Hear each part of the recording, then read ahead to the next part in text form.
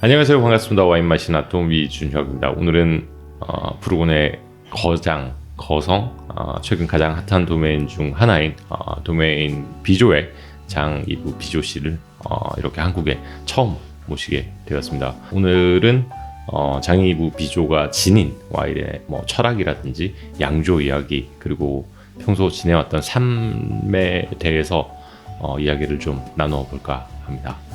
To begin, could you please briefly introduce yourself? Quand on commence à poser à un homme la question de savoir s'il peut se présenter, ça dure généralement 1 heure, donc je vais essayer de faire ça très très brièvement. Donc je suis viticulteur à Vosne-Romanée depuis 1995. J'ai commencé à partir d'un tout petit domaine de 2,5 hectares. Et aujourd'hui, j'ai 5,10 hectares en exploitation. This is your first time visiting Korea over the past 4 days. Was there any place or food that left a strong impression on you? Oui, une chose qui m'a beaucoup marqué, c'était le poulpe, les tentacules de poulpe qui bougeaient dans l'assiette. Là, c'était un moment assez extraordinaire. Et puis la ville en elle-même, je trouve que la ville de Séoul, parce que je peux pas dire que je connaisse la Corée, la ville de Séoul est une ville que je trouve assez surprenante, parce que très très grande, mais il y a partout, il y a de la forêt, il y a de la verdure. Et j'ai été aussi frappé par les monuments, la richesse des monuments, notamment le Gyeongbokgung. Je crois que ça doit être prononcé sensiblement comme ça, qu'on a pu visiter hier, qui est vraiment un monument, c'est très intéressant, très très beau.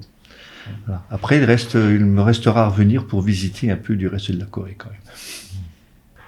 And your father and grandfather were both doctors. What made you choose winemaking instead of following the family path? Je pense que sur les conseils de mon père, il aurait été content que je fasse médecine, mais c'était pas forcément une priorité pour lui.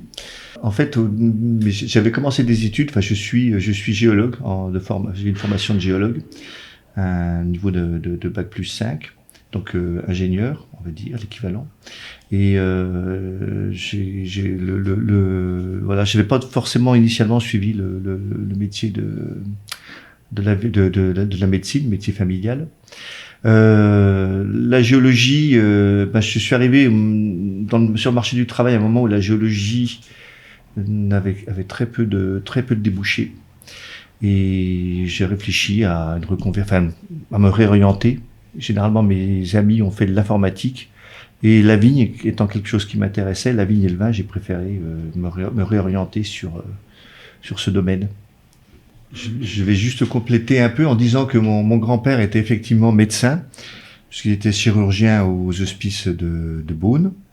Mais sa vraie passion, ça a toujours été la vigne et le vin. Voilà. Enfin, mon père n'a pas fait le choix de la médecine, mais il n'a jamais fait de vin. Et moi, donc, j'ai fait le choix du vin sans faire de la médecine. Do you remember your very first experience tasting wine? Alors non, je m'en souviens plus parce que j'étais vraiment tout petit. D'après maman, c'était les vendanges qui suivaient ma naissance. Je devais donc avoir 9 ou 10 mois quand mon grand-père m'a fait goûter une toute petite goutte de vin. Voilà, donc j'ai pas le souvenir de la première fois que j'ai goûté du vin. Après, j'ai tout un ensemble de souvenirs sur les vins. Quand on les mangeait chez mes grands-parents, il y avait la descente à la cave, chercher les bouteilles, et on avait toujours, même à 4-5 ans, un tout petit fond de verre de vin, dans des tout petits verres à liqueur, donc il y avait vraiment pas de quoi se saouler. Mais voilà, on a toujours goûté du vin dans la maison, et voilà, c'est un peu un souvenir, une ambiance, plus qu'un fait précis, un souvenir précis. What does wine mean to you?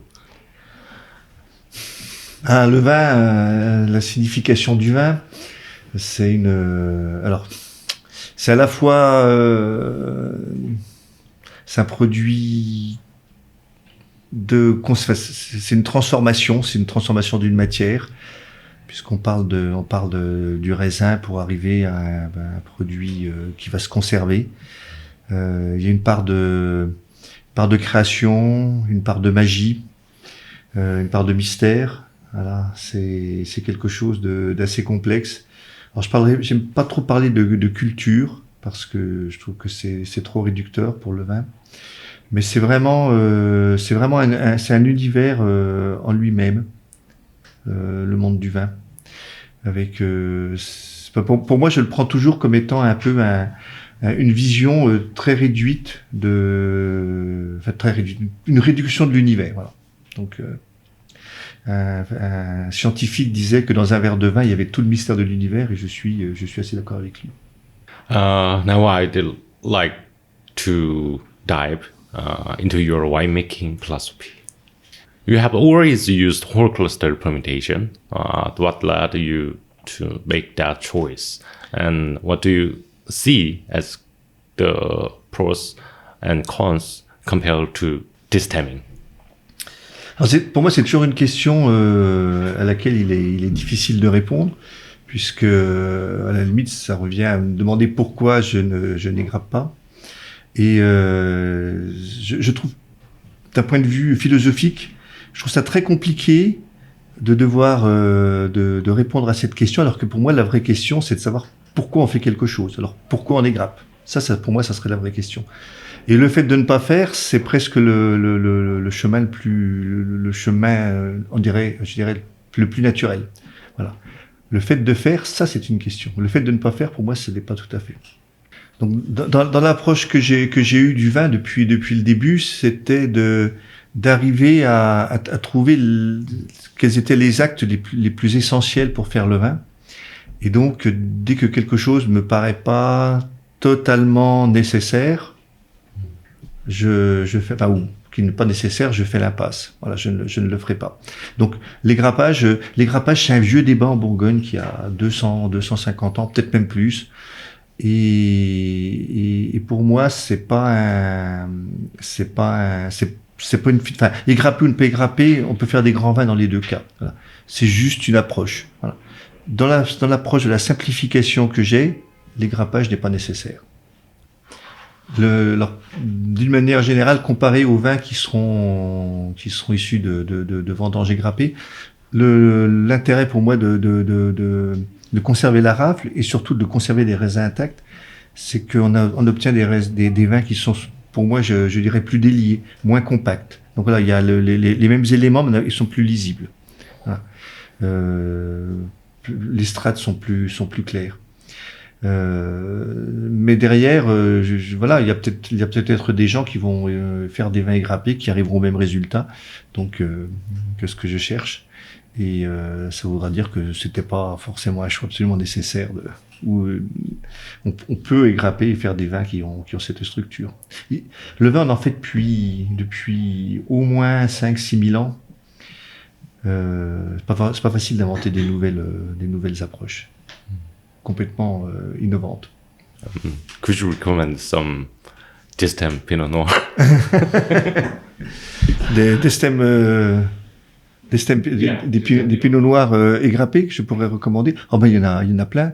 Donc, dans mon village, Méo Camuset ou Griveau, voilà, c'est des gens qui font des vins que j'aime beaucoup et qui sont égrappés. Je suis pas sectaire, hein. Je bois d'autres vins. En 80, ma première vinification, c'est 93. Vraiment, mes premiers vins, c'est tout seul, c'est 95. Et c'était vraiment le modèle de production, c'était les vins d'Étienne Griveau. Voilà, j'aurais pu le citer aussi, mais bon, Étienne Griveau, les vins d'Henri Jaillet, pardon.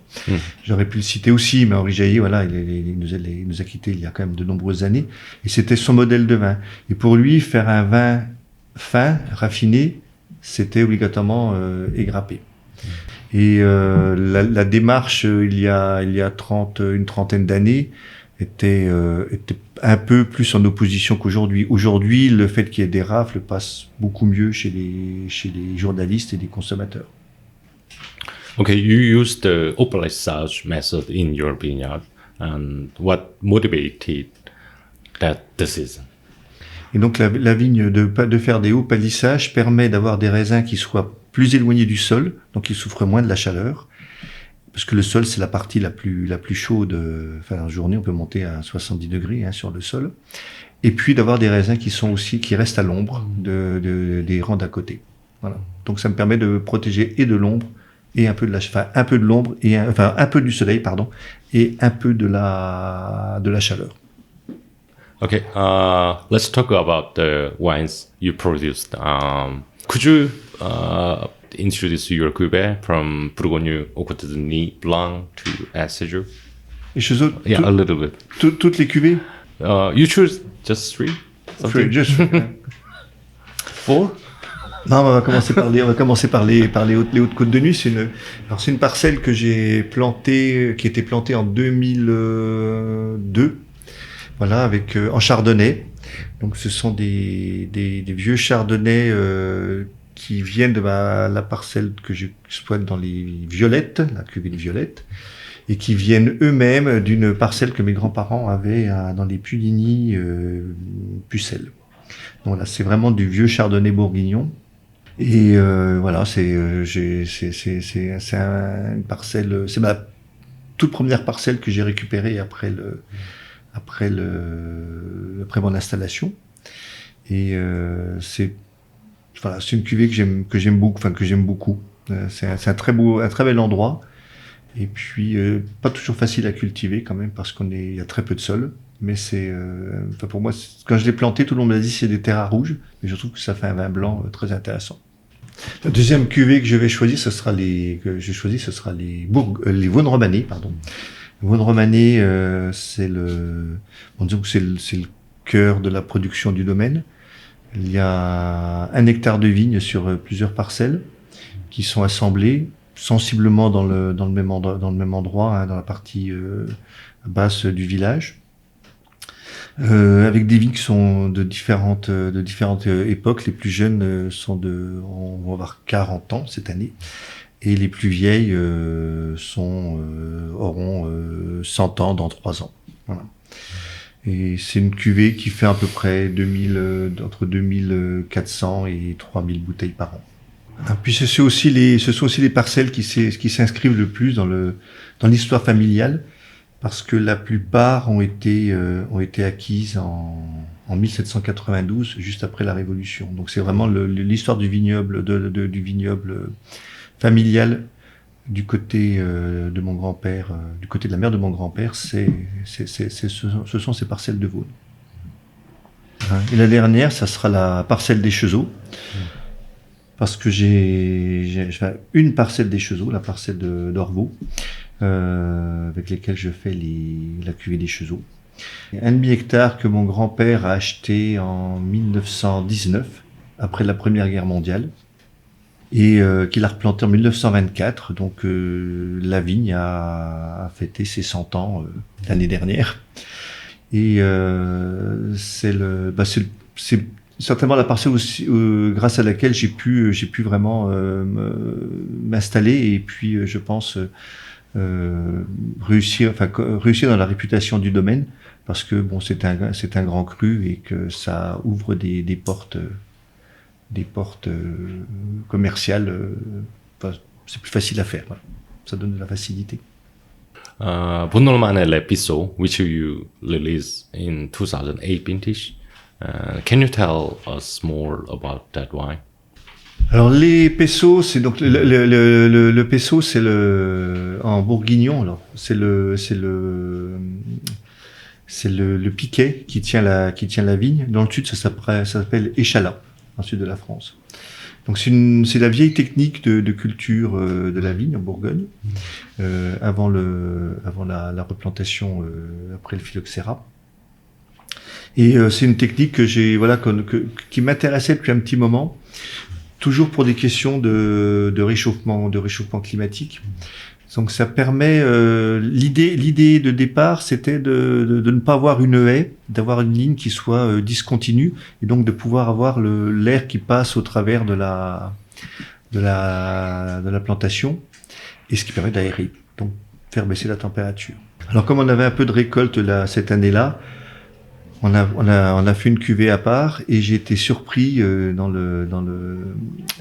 du résultat, justement par la structure des tanins, voilà, qui sont présents, mais qu'on sent pour moi qui sont très fondus dans le profil du vin. Voilà. Et du coup, on a un peu étendu la technique à d'autres vignes. Pour moi, c'est une approche intéressante. C'est une approche technique déjà intéressante et le résultat est aussi dans le vin est pertinent. Are there any new winemaking techniques you would like to try? New technique. Ceramic or wine globe? Or... Oui, alors les céramiques, les wine globes ou les amphores. Voilà. Alors, est-ce que ce sont vraiment des techniques nouvelles? Tout le problème du vin, c'est qu'on en fait depuis, voilà, je disais tout à l'heure, au moins 6 000 ans, 5-6 000 ans. Et enfin, il y a eu beaucoup de choses qui ont été faites. Donc l'amphore, ça a déjà été fait. Le wine globe, pas forcément, parce que c'est du verre. Bon, la céramique, ça a déjà été utilisé sur des gros volumes, des gros contenants. Donc voilà, en fait, pour moi, une grosse partie du vin, c'est toujours, on recycle toujours des idées, voilà. Donc l'innovation là-dessus, il y a pas, c'est très difficile. Voilà. Mais par contre, j'aimerais bien essayer d'élever des vins avec des amphores. How do you balance between tradition and innovation? Ça c'est une question piège. Je pense vraiment qu'il n'y a pas de tradition sans innovation. Donc il faut toujours explorer.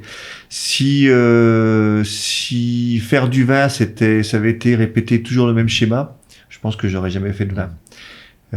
Mais la tradition ne vit que parce que justement on fait bouger de quelques lignes tout le temps. Mais c'est une vraie question. C'est une vraie question. Mais pour moi, explorer. Enfin, là, par exemple, on a fait des essais sur la vigne où on installe des espèces de parasols qui permettent de protéger de la gelée, de la grêle, de la pluie, du soleil, mais qu'on ne déploie que de temps en temps, que quand c'est nécessaire. Je sais pas si je cultiverai mes vignes comme ça dans 20 ans ou dans 10 ans, mais par contre, je sais que c'est une possibilité qu'on peut utiliser sans être dans la rupture complète de ce que l'on fait. Juste la tradition, ça ne doit jamais être la tradition ou l'idée qu'on s'en fait d'ailleurs, hein, ne doit jamais être un blocage ou une entrave. Par contre, elle doit nous empêcher de faire n'importe quoi. Et pour moi, la vraie tradition en Bourgogne, ce sont les grands vins fins. Donc c'est ça qu'on doit conserver comme objectif. Is there you use the umbrella in your vineyard? Is this not illegal? Because I heard about the Palangro 2003 vintage maybe, and they declared the downgrade. Oui, tout à fait. Mais on a demandé l'autorisation, c'est expérimental. Hein. Il y en a 600 mètres carrés hein, de couverts, même pas d'ailleurs, dans 300 mètres carrés de couverts. Donc c'est vraiment de l'expérimentation. Mais c'est juste pour essayer de trouver justement adapter, de trouver des chemins d'adaptation au changement climatique. On peut pas tout bloquer parce que de toute façon, si on ne change pas les règles ou si on change pas la manière de percevoir les choses, je pense pas que dans 20 ans on continuera à faire du vin chez nous. Voilà. Do you have any tips for enjoying your wines to the fullest? Voilà, moi, voilà, je répète ça tout le temps, mais voilà, faut le boire avec des amis, voilà. C'est le plus important. Okay. What's your favorite food pairing with wine? Les amis aussi. C'est l'essentiel, voilà. Et voilà, il faut des plats simples avec des bons amis, un bon moment, et voilà, c'est ce qu'il y a de mieux pour le vin. How would you describe the charm of Pinot Noir and Chardonnay? Le charme du Pinot, j'ai l'habitude, enfin, je dis habituellement que le Pinot, c'est un cépage blanc qui a un peu de couleur et un peu de tanin. Donc c'est le moins tannique des cépages rouges, enfin, réputés. Donc c'est pas le Cabernet, c'est pas le Cabernet Franc, c'est pas le Merlot. C'est celui où il y a le plus d'acidité aussi, donc ce qui le rapproche du blanc. Et c'est cet équilibre entre la structure, enfin une structure qui n'est pas très présente et l'acidité qui la renforce, que je pense qu'il fait le charme. L'autre, c'est le côté aromatique. C'est l'aromatique du Pinot qui est assez extraordinaire. Quant au blanc, c'est le Chardonnay. Il y a une expression enfin, en France qui lui va très bien. C'est main de fer sous gants de velours. On a l'impression que c'est des vins il y a de l'enveloppe, il y a du gras, il y a de la douceur, et derrière il y a une grande ligne. C'est ça qui est intéressant, une ligne assez droite avec l'acidité et de la structure. Mais dans le cas du Pinot comme dans le cas du Chardonnay, le plus difficile à trouver c'est l'équilibre, voilà. Parce que trop de gants, trop de velours et pas assez de main de fer dans un Chardonnay, c'est pas bon. Et s'il y a que de la main de fer et pas de velours, c'est pas bon non plus. S'il y a que l'acidité dans le Pinot ou que la structure, c'est pas bon. C'est toujours l'équilibre qu'il faut arriver à trouver. Pour moi, c'est vraiment le maître mot de la vinification pour ces deux cépages.